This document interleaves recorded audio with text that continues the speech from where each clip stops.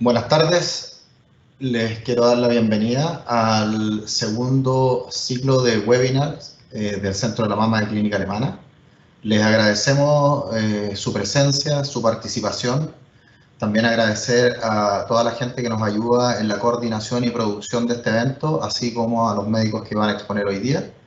Hoy día tenemos 3 expositores. La idea es de que escuchen sus presentaciones, generen preguntas y puedan interactuar con ellos para poder aclarar dudas que pueden surgir, ya sea de las charlas o que tengan previamente. Junto con esto, contarles que se aproxima el mes de la mama. Nosotros todos los años tenemos una campaña de promoción, de detección de mama y concientización de esta patología que afecta a tantas personas en el mundo. También me gustaría contarles que el próximo 20 de octubre tenemos el tercer ciclo de webinars para pacientes. Todos estos webinars se están quedando grabados en YouTube y ustedes los pueden consultar posteriormente. Sin más que esto, damos la bienvenida y la primera presentación al doctor Eduardo Cunil, ginecólogo, oncólogo, mastólogo del Centro de la Mama. Nos va a hablar de tipos de cáncer mamario y su tratamiento. Gracias, Eduardo.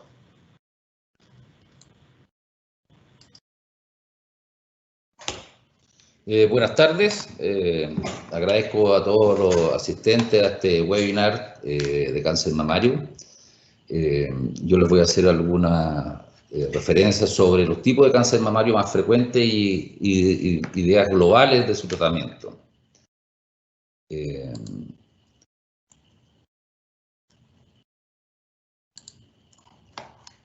Para que tengan una idea más cabal de lo que significa el cáncer de mama, yo aquí diseñé un gráfico, ¿no es cierto?, donde ustedes pueden observar el contorno de la glándula mamaria y cómo la configuración de ella hay como unos saquitos, ¿no es cierto?, que es donde se produce la leche y esta viaja por un sistema de conductos que van confluyendo hasta desembocar en el pezón.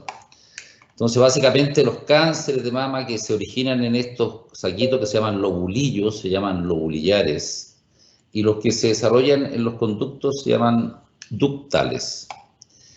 Aquí hice yo una amplificación, ¿cierto?, una ampliación de la zona de los conductos para que vean ustedes cómo este sistema de ductos está configurado por células, ¿no es cierto?, que están yuxtapuestas, tanto en los lobulillos como en los conductos. Y esto está rodeado por como una especie de vaina, ¿no es cierto?, que se llama membrana basal, pero que es importante porque es una zona de contención a que los tumores puedan pasar hacia el otro lado. Y por fuera de esto están los vasos sanguíneos y los vasos linfáticos.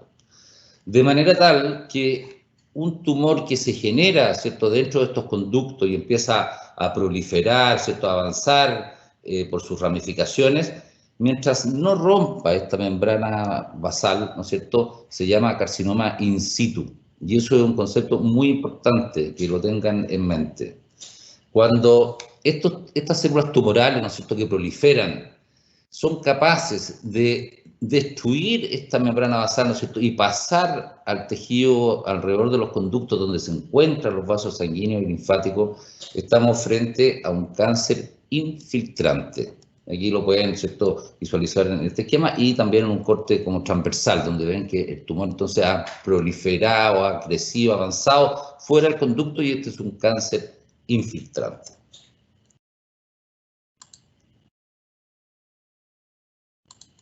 Así las cosas, ¿no es cierto?, tenemos básicamente dos tipos de cáncer mamario. El in situ, que les voy a recordar, es aquel que se encuentra en el interior de los conductos y no ha roto, ¿no es cierto?, esta membrana, por lo tanto, prácticamente no tiene ocasión ni posibilidad de introducir sus células en los vasos sanguíneos y linfáticos. El tratamiento habitual de estos carcinomas in situ son extirpar el tumor, y eso se puede hacer si son pequeños con una tuberectomía, es decir, sacar el tumor con un margen de tejido sano. Posteriormente, el resto de la mama tiene que ser sometida a radioterapia y finalmente se administra un medicamento que tiene un efecto antiestrogénico, ¿no es cierto?, y que ayuda a que estos cánceres no vuelvan. Si el tumor es más grande, hay que hacer una mastectomía, es decir, extirpar toda la glándula mamaria. y después mantener este tratamiento con estos antiestrógenos por 5 años. Los carcinomas in situ tienen una curación prácticamente del 100%, porque no tienen la posibilidad entonces de mandar células a otros sectores del cuerpo por vía linfática o sanguínea. Y el otro grupo grande de cáncer de mama son los cánceres infiltrantes, que para recordarles, ¿no es cierto?, son aquellos que han roto esta membrana basal y han crecido, ¿cierto?, se han multiplicado por fuera, donde están los vasos sanguíneos linfáticos, y tienen entonces ocasión o posibilidad de enviar células por vía linfática o sanguínea a otras partes del cuerpo. Ahora, estos cánceres infiltrantes, y esto se los voy a mencionar porque ustedes lo van a escuchar y lo van a ver eventualmente de forma personal, si que alguno de los asistentes ha padecido esta enfermedad, que los cánceres infiltrantes se clasifican según algunas características moleculares, y son básicamente 4 las más importantes. Primero, los receptores de estrógeno. Segundo, los receptores de progesterona. Tercero, el HER2, que es una proteína que está en la célula y que es capaz de estimular el crecimiento de las células tumorales y por lo tanto es capaz de estimular el avance más rápido de esta enfermedad. Y el Ki-67, que es una proteína también, que regula la proliferación de las células. Con estos 4 elementos nosotros vamos a clasificar estos cánceres infiltrantes, y eso es importante porque el manejo y la forma de tratarlo va a diferir enormemente. Así, yo aquí les he graficado los 4 tipos más importantes, que son luminal A, luminal B, el HER2, 3 cruces y triple negativo. ¿Qué significa esto? El luminal A y el luminal B son tumores, ¿no es cierto?, cuyas células tienen fundamentalmente receptores hormonales, tanto de progesterona como de estrógeno. Los receptores son moléculas que están en la célula, ¿no es cierto?, y al cual se acopla esta hormona, en este caso la progesterona o el estrógeno, y estos son capaces de estimular el crecimiento de esta célula. La diferencia entre luminal A y B radica básicamente en que además el B tiene esta proteína, ¿cierto?, que es el Ki-67 elevada, y que es una proteína que ayuda a la proliferación de las células. Y después están estos otros 2 tipos que ustedes seguramente han escuchado: el HER2 positivo, que es un tumor en el cual las células tienen abundante, ¿cierto?, presencia de esta proteína que se llama HER2 y que tiene que es capaz de aumentar el crecimiento de los tumores en forma rápida y agresiva. Y por último está el triple negativo, que es este tumor, que la característica básica es que no tiene receptores de estrógeno, no tiene receptores de progesterona y no tiene HER2 sobreexpresado o 3 cruces. Ahora, este tumor, el triple negativo y el HER2, son claramente más agresivos que estos tumores luminales, y por eso el tratamiento es de distinta forma. Aquí yo se los quiero mencionar así como muy resumido. Los luminales, tanto el A y el B, que son básicamente aquellos tumores que tienen presencia de receptores de hormona elevados, son biológicamente de mejor evolución. Son tumores cuyas células son menos agresivas. El pronóstico de ellos es mucho mayor. La posibilidad de mejorarse también es mucho mayor. Y en estos tumores, en general, el primer tratamiento es la cirugía, es decir, extirpar el tumor. En segundo lugar, y en algunos casos solamente, no en todos, se administra quimioterapia, y eso va a depender del tamaño y de otras cosas. Cuando se salva la mama, es decir, se hace una tumorectomía y se preserva la mama, hay que aplicar radioterapia a lo que queda de mama. Y en estos tumores que tienen receptores de estrógeno, se usa este tratamiento que se llama hormonoterapia y que consiste en administrar medicamentos que bloquean los receptores de hormonas. Y estos son los antiestrógenos, el más conocido, ¿no es cierto?, el tamoxifeno. Y este es un tratamiento estándar de estos tumores. Después, el HER2 3 cruces, que es un tumor, como yo les decía, biológicamente más agresivo.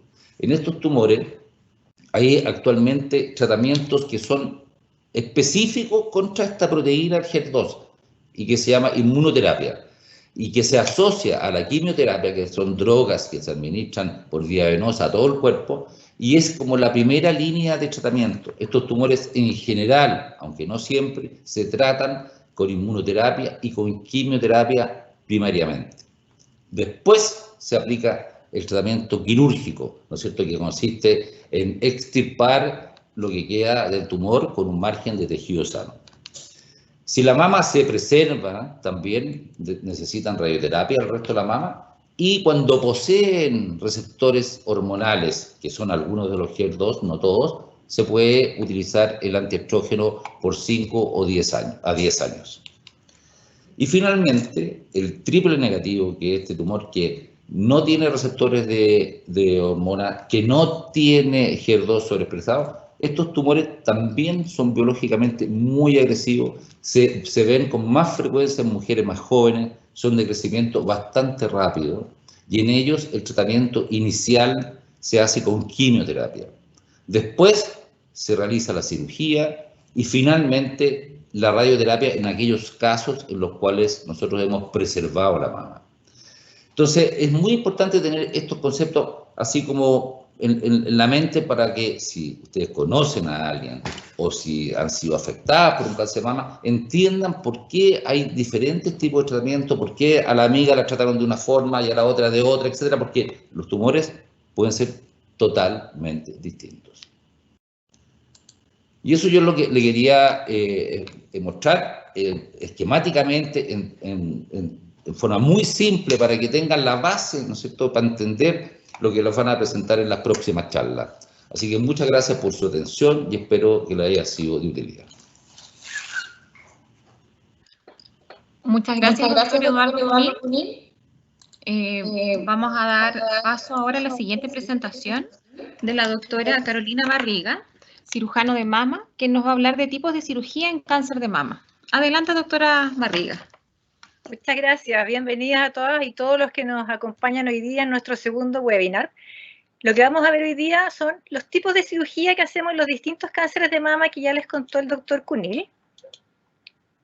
Y por concepto general, tenemos que el tratamiento del cáncer de mama primero tiene una parte local. Eso tiene que ver con la cirugía y la radioterapia, que es el manejo de la mama y los ganglios regionales. Y hay una parte sistémica, que es para manejar cualquier célula que el tumor puede haber ya escapado hacia la sangre para disminuir el riesgo que se forme alguna recidiva a distancia o alguna metástasis. Ahí tenemos la quimioterapia, la hormonoterapia y las terapias moleculares. ¿Y qué es la cirugía? La cirugía es extirpar el tumor con un margen de tejido sano y puede ser con o sin extirpación de los ganglios axilares, que ya vamos a ver cuál es cada caso. Entonces tenemos una cirugía conservadora o la mastectomía parcial, si la han escuchado, que es resecar el tumor con un margen de tejido sano y en algunos casos extirpar el ganglio centinela o todos los ganglios de la axila, que se llama disección axilar. Importante que cada vez que nosotros conservemos la mama, eso siempre va asociado a radioterapia, eso va como tomado de la mano. Cirugía conservadora más radioterapia, porque hay que irradiar la mama que quedó puesta para disminuir el riesgo de que el tumor vuelva a aparecer. Y la mastectomía total es sacar la mama completa, con o sin ganglio. Y aquí pueden ver los tipos de cirugía, que hay un montón de tipos de cirugía. Mastectomía parcial, cuando solamente sacamos el tumor, eso es en los cánceres in situ que les mostró recién el doctor Cunil. Parcial puede ser con ganglio centinela, disección axilar, y las mastectomías totales que pueden ser con conservación de la piel, o en algunos casos podemos conservar también el complejo areola-pezón, o tenemos también, en algunos casos que son los mínimos, tenemos que hacer una mastectomía radical modificada, que es sacar toda la mama con la piel, la areola, el pezón y los ganglios de la axila. Aquí podemos ver, esta es la mastectomía radical clásica, la que partió, la de Hallstedt. Antiguamente, todas las pacientes con cáncer de mama iban a mastectomía, independiente del tamaño del tumor. En esta mastectomía radical clásica se sacaban los músculos pectorales. Los dos músculos pectorales que tenemos en la pared torácica se sacaban, además de los ganglios de la axila. Y hoy en día, el 70% de las cirugías nosotros logramos conservar la mama y hacemos lo que se llama una mastectomía parcial. Y podemos tener distintos tipos de incisiones. Por ejemplo, acá pueden ver que entramos periareolar, alrededor de la areola, y por dentro nosotros hacemos la resección del cáncer. En la mayoría de los cánceres podemos hacer esto. En la segunda foto podemos ver que en algunos tumores, cuando están muy cerca de la piel o están comprometiendo la piel, lo que tenemos que hacer además es sacar un pedacito de piel para asegurarnos que los márgenes estén libres de tumor. Aquí tenemos la mastectomía radical, que es la modificada, que se saca la mama completa y los ganglios de la axila, pero se dejan los músculos pectorales. Estas son cirugías que tienen indicaciones muy precisas y que se hacen en realidad en la minoría de los casos.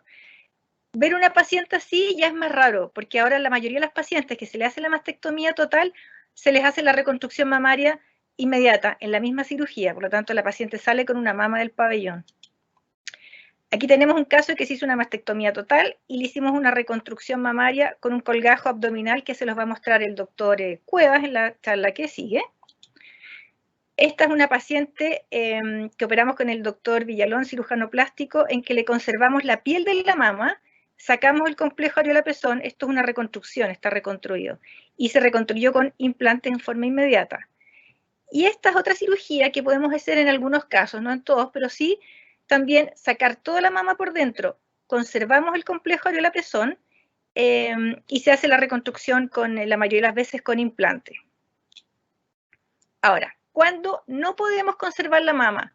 El 70% de las veces dijimos que sí podemos conservar la mama, pero hay algunos casos en que no.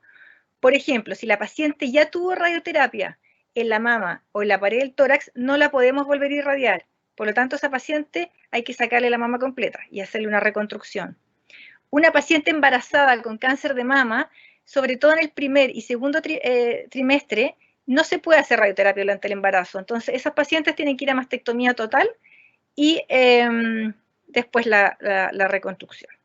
Cuando tenemos microcalcificaciones que sean sospechosas o malignas, que sean extensas, que comprometen un gran volumen de la mama, o cuando el tumor es muy grande en relación al tamaño de la mama, entonces no logramos tener márgenes negativos con un adecuado resultado cosmético. Y en esos casos es mejor, y va a quedar mejor cosméticamente, hacer una mastectomía y reconstruir la mama de forma inmediata. Hay algunas técnicas que nosotros usamos en el centro de la mama de la clínica, que son las técnicas oncoplásticas. La mayoría de las veces se puede hacer la cirugía con técnicas clásicas, pero hay algunos tumores, como por ejemplo los tumores cuando están en los cuadrantes inferiores, acá abajo, con las técnicas clásicas se puede producir lo que se llama el signo del pico pájaro, que si pueden ver, el complejo areola-pezón está mirando hacia abajo. Entonces, para eso tenemos unas técnicas que consisten principalmente en rotar algunos colgajos. Este es el tumor, es un tumor no palpable, así que aquí está la aguja que marca el tumor. Hacemos la resección de la lesión, rotamos el colgajo y este es el resultado a largo plazo que, como pueden ver, es distinto a los que vimos recién. Algunos tumores, cuando están también en los cuadrantes superiores, y sobre todo si tenemos mamas pendulares, como este tumor, que era un tumor grande, para no dejar la cicatriz arriba, usamos este diseño, resacamos el tumor y en la segunda foto podemos ver el resultado, que la cicatriz queda bastante escondida, en vez de hacer una incisión aquí arriba. Esto lo hacemos mucho cuando las pacientes tienen mamas muy grandes, mamas hipertróficas, que además va a dificultar después la radioterapia, porque cuando se hace radioterapia la mama no puede moverse. Y en las mamas, cuando son mamas grandes, es más fácil que se muevan. Entonces, en estos casos, cuando tenemos un tumor en una mama hipertrófica, como este es el tumor, hacemos una reducción mamaria. Sacamos el tumor y hacemos una cirugía de reducción. Aquí tenemos el tumor, aquí tenemos el postoperatorio. Este es otro caso, una paciente que tenía un tumor acá en los cuadrantes superexternos de la mama y hicimos la cirugía de mastectomía parcial y la reducción mamaria.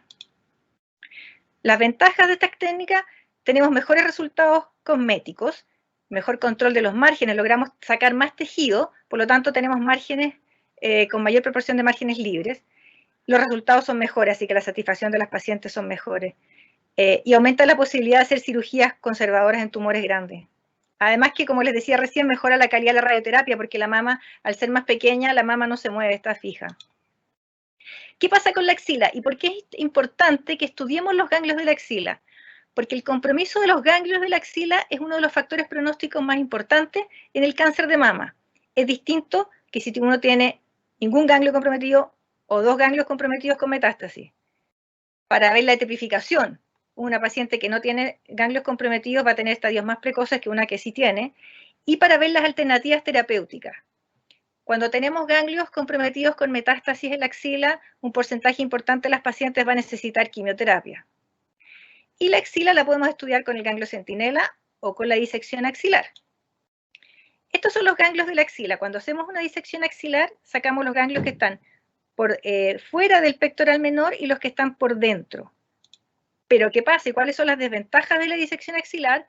Que se puede producir un linfedema. El linfedema es cuando el brazo se hincha y eso se transforma en una enfermedad crónica que necesita tratamiento kinésico. En la disección axilar, hasta un 40% de los casos, podemos tener linfedema que se desarrolla 2-3 años después, no necesariamente al tiro. Dolor en el brazo o dolores en los hombros, disminución de la movilidad del brazo, cuesta levantar el brazo. Ulceraciones sensitivas, por ejemplo, en la cara interna del brazo podemos tener sensación de anestesia o de adormecimiento. Cuando hay colección de líquidos o seromas en la axila que tenemos que estarlos puncionando. Y la disección axilar es una cirugía que sí necesita hospitalización por lo menos un día. Aquí podemos ver fotos de pacientes con linfedema, se fijan la comparación entre un brazo y el otro, que está alterado el drenaje linfático. Ahora, ¿qué es el ganglio centinela? Que me imagino que muchos que se han tratado de cáncer de mama les ha tocado esto. El ganglio centinela es el primer ganglio de la axila donde llega el drenaje linfático del tumor. Y este predice el estado del resto de los ganglios. Si yo tengo un ganglio centinela que no tiene tumor, con un 98-99% de seguridad yo puedo decir que el resto de los ganglios no están comprometidos, por lo tanto no necesito sacar más ganglios de la axila. Aquí podemos ver una foto en que se está inyectando. El ganglio centinela primero les inyectan una sustancia que se llama tecnesio y en la cirugía nosotros inyectamos el azul patente, que es este. Y este azul se va por los conductos y va a teñir el ganglio centinela. Esto lo hacemos cuando la paciente ya está anestesiada. Aquí se ve más fácil. Inyectamos y llega al primer ganglio, que es el ganglio centinela. Entonces, en pabellón, nosotros, para buscarlo, lo buscamos por las dos técnicas. Usamos la técnica mixta. Buscamos cuál es el ganglio que está teñido de azul y con esta máquina que se llama un probe, nosotros podemos contar las cuentas del tecnesio y ver cuál es el ganglio que está marcando. Aquí, antes de partir la axila, nosotros estamos buscando cuál es la zona de la axila en que marca, en que suena un pitito y que se elevan las cuentas. Cuando lo localizamos, empezamos a buscar el ganglio azul y acá tenemos el ganglio centinela. ¿Cuáles son las ventajas del ganglio centinela? Es una incisión muy pequeña, entre 2 y 3 centímetros, por lo tanto es mínimamente invasiva, fácil de realizar, tiene un menor costo, no necesitamos usar drenaje. En la axila, cuando hacemos una disección axilar, o sea, sacamos los ganglios de la axila, hay que dejar un drenaje. En el ganglio centinela no necesitamos drenaje. En la mayoría de las veces lo podemos hacer de forma ambulatoria. Tenemos menos morbilidades, menos seroma, menos dolor, menos linfedema. Mejora la calidad de vida. Por lo tanto, la cirugía en el cáncer de mama es una cirugía que es muy segura, que cada vez es menos invasiva, en muchos casos la hacemos ambulatoria y que tiene buenos resultados cosméticos. Muchas gracias. Muchas gracias, doctora Carolina Barriga. A continuación, el doctor Pedro Cuevas, cirujano plástico reconstructivo, nos hablará de alternativas de reconstrucción mamaria. Adelante, doctor Pedro Cuevas.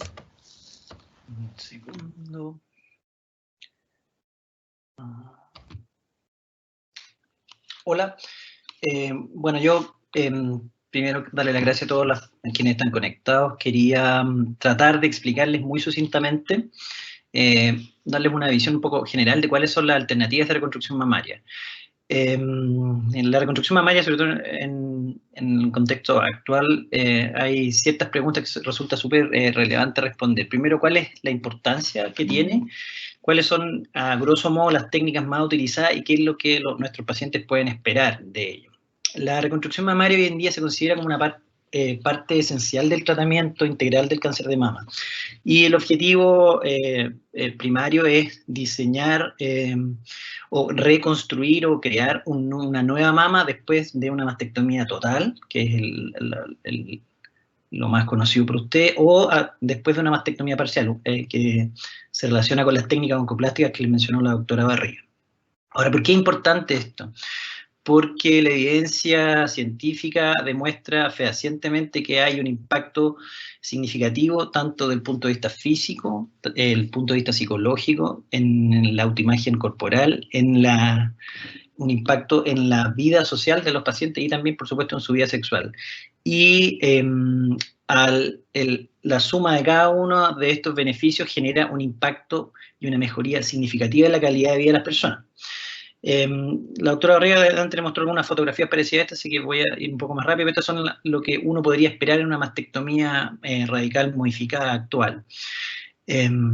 Así que, como pueden imaginarse, por eso es tan importante poder realizar una reconstrucción mamaria adecuada. Cuando hablamos de reconstrucción mamaria, hay ciertas etapas que deben cumplirse. La primera es la creación del cono o la nueva mama.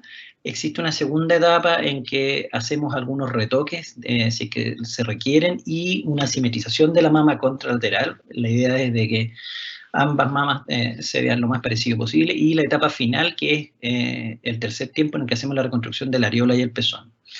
Ahora, respecto a los momentos, algo les habló la doctora Barriga, la reconstrucción mamaria, desde el punto de vista del tiempo, puede ser una reconstrucción mamaria inmediata, que es cuando la reconstrucción se hace al mismo momento de la cirugía oncológica, de la mastectomía, o puede ser diferida en el caso que la reconstrucción se realice una vez terminados los distintos tratamientos oncológicos. Desde el punto de vista de las alternativas y opciones, tenemos tres grandes alternativas. La primera de ellas es el uso de expansores o implantes, que es por lejos la técnica más común a nivel mundial. La reconstrucción autóloga o usando los tejidos propios, que eso es la reconstrucción con colgajo, o una combinación de ambas. La técnica de expansor implante es la técnica probablemente más común, que puede ser realizada en 1 o 2 etapas, dependiendo de si se va a usar directamente un expansor o una reconstrucción inmediata con un implante en un tiempo. Puede utilizarse con o sin matrices dérmicas celulares, que son uno de los avances que nos ha permitido acortar las etapas de tratamiento. Y lo otro, importante saber que puede realizarse sobre o bajo el músculo pectoral, y esto tiene algunas implicancias respecto a los resultados. En esta imagen es un dibujo que nos grafica más o menos en qué consiste un expansor, y como ustedes ven, el expansor es una prótesis transitoria que se pone habitualmente debajo del músculo pectoral. Uno lo va insuflando, o sea, lo va rellenando con suero fisiológico hasta que obtiene un volumen mamario parecido o adecuado al contralateral, y después de eso se cambia por una prótesis de gel de silicona. Estas son las matrices dérmicas celulares, que han sido uno de los avances más recientes que nos permiten hacer reconstrucción mamaria con implantes en un solo tiempo, en el cual levantamos parcialmente el músculo pectoral, el borde inferior de la prótesis definitiva queda cubierta por esta matriz dérmica, y esto nos permite acortar una etapa en el proceso de tratamiento. Esa es una paciente que está en una etapa intermedia, está con su expansor. Falta todavía el cambio a la prótesis definitiva y la reconstrucción de la areola y el pezón. ¿Cuáles son las ventajas del expansor implante? Bueno, la gracia es que es una técnica considerada menos invasiva, tiene una recuperación rápida, alrededor de 3 semanas en total. La gran mayoría de los pacientes a los 10 días está haciendo una vida prácticamente normal y de vuelta en su trabajo. Y la otra ventaja que tiene es que no hay una zona dadora, uno utiliza una prótesis externa. Tiene algunas desventajas debido a su naturaleza. El hecho de ser una prótesis envejece de manera diferente, tiene una mayor tasa de reoperación a lo largo del tiempo, no tiene una muy buena relación en general con la radioterapia. La radioterapia puede afectar a las prótesis, aumentando la tasa de contractura capsular, por ejemplo. Puede tener un aspecto menos natural y una consistencia un poco más firme, y pueden objetarse ciertas diferencias en la temperatura respecto a la mama contralateral, puesto que es una prótesis y no es tejido propio. Existen, a grosso modo, pacientes que son muy buenas candidatas a la reconstrucción con expansor implante. En general son pacientes con mamas pequeñas o moderadas, sin tosis o con una tosis leve, idealmente sin radioterapia previa. Esas son las pacientes que son, en general, hay consenso que son buenas candidatas a la cirugía con expansores o implantes. Respecto a las técnicas de reconstrucción autóloga, vale decir esto usando los propios tejidos del paciente o colgajos, como le llamamos nosotros, hoy en día se consideran a nivel mundial un gold standard. Tienen la ventaja que son una sola cirugía que puede realizarse o en el momento de la mastectomía o de manera diferida. Requieren de una zona dadora, es decir, de algún lugar tomamos ese tejido. Habitualmente la principal zona dadora es el abdomen. pero también pueden obtenerse colgajos que permiten la reconstrucción desde los muslos o de la región de los glúteos. La ventaja es que tendría un mejor resultado en el largo plazo. Ahora, de las múltiples alternativas que ahí les mencioné, lejos la más utilizada y lo que es considerado el gold standard en terapia es la reconstrucción autóloga con tejido abdominal, que su sigla es DIEP, por su acrónimo en inglés. En el fondo, lo que hacemos es tomar un bloque de tejido parecido como una abdominoplastia, en que se toma todo un bloque de piel y grasa abdominal que está desde el ombligo hacia abajo con una arteria, con una vena, y eso se lleva al tórax, a la zona de la mastectomía, y se conecta a las arterias y venas torácicas internas, pudiendo reconstituir el cono mamario. ¿Cuáles son las ventajas de usar los tejidos propios del paciente? Tienen un mejor resultado en el largo plazo. Si bien es cierto, en el primer año no hay mayor diferencia, en la medida que van pasando los años, sobre todo después del tercer año, se empieza a notar un mejor resultado en el largo plazo con las técnicas de colgajo. Ha demostrado tener un mejor impacto en calidad de vida, sobre todo si estamos en el contexto de una reconstrucción en paciente previamente irradiado. Nos entrega un resultado natural. Como ventaja colateral tiene además que uno puede mejorar el contorno del abdomen teniendo una menor tasa de reoperaciones, y por lo mismo tiene un menor costo final en el largo plazo cuando uno sigue a los pacientes en periodos prolongados. Y otra ventaja significativa, un poco lo que nos mencionó la doctora Barriga, que en el momento de hacer la reconstrucción autóloga uno además puede hacer reconstrucción linfática en pacientes que han, sobre todo en pacientes que se consideran de alto riesgo de linfema, pacientes sometidos a disecciones axilares. ¿Cuál es la desventaja de la cirugía de colgajos? Que una cirugía grande requiere un periodo de recuperación más prolongado, una mayor duración del pabellón, y que por supuesto, como requiere una sonadora, va a quedar una cicatriz. Habitualmente, usando las técnicas de una cicatriz extensa desde una cadera a otra, parecida a una cicatriz de una abdominoplastia. Ahí ustedes pueden ver algunos resultados de una reconstrucción inmediata, unilateral. Difícil saber cuál de las dos es la mama reconstruida. La otra es una reconstrucción diferida. Esta es una paciente que ya está tratada y está irradiada, y por lo tanto fue una reconstrucción con tejido autólogo y que además ya tiene hecha la simetrización en la mama derecha. ¿Qué pacientes se consideran buenas candidatas a reconstrucción con tejido autólogo? Aquellas pacientes que tienen una mama moderada a grande, con tosis, y sobre todo en pacientes que han sido previamente irradiados, en los cuales una reconstrucción con expansor implante tiene una mayor tasa de complicaciones. Eso es lo que yo les quería presentar, a modo sucinto. Muchas gracias, doctor Cuevas.